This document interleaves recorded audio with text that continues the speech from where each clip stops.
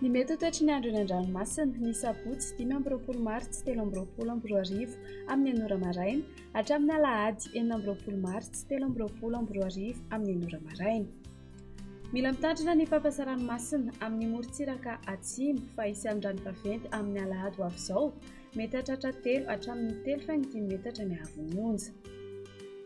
Ho an'ny morontsiraka atsinanana Cap-d'Ambre hatrany Capeste anorana tandrifin-drahona avy atsimo na atsimo atsinanana andrivotra ka ho 9 hatramin'ny 9 kilometatra isan'ora.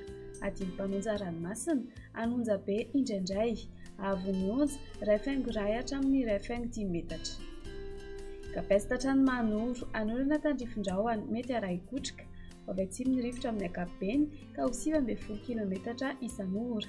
Adiny mpanonja ranomasina anonja be indraindray haavon'ny onja 2,2 hatramin'ny 2,7 metatra.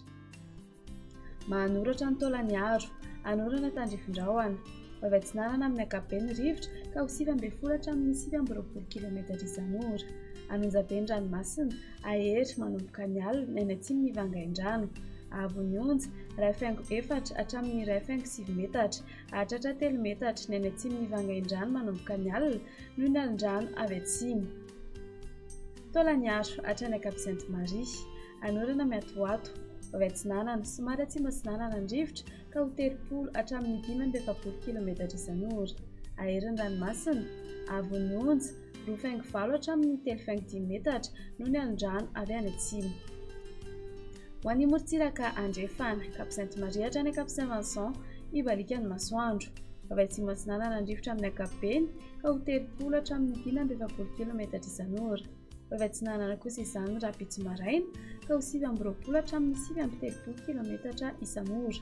Anonja be ny ranomasina Ahery ny any atsimo ny Toliara haavon'ny onja 2,10 metatra hahatratra 3 hatramin'ny 3,10 metatra ny any atsimo ny Toliara noho ny alin-drano avy atsimo.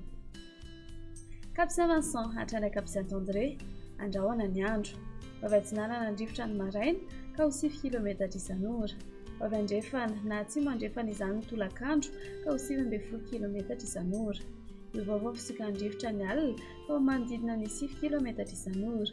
Adiny mpanonja ranomasina haavon'ny onja 8,9 hatramin'ny 2 metatra. Cap-Saint-André hatrany Analalava anorana tandrifin-drahona araikotrika ny alina avy atsimo atsinanana andrivotra ny maraina ka ho 9 hatramin'ny 9 kilometatra isan'ora. Hahatratra 20 kilometatra isan'ora indraindray.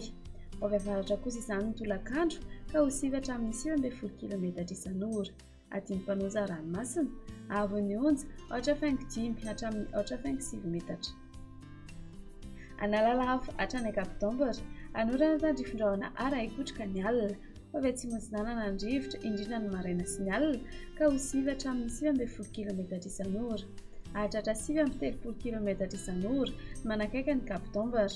Ho avy avaratra na avaratra andrefana kosa n'izany ny tolakandro eo anelanela ny Antsohihy Ambilobe ka ho 7 kilometatra isan'ora.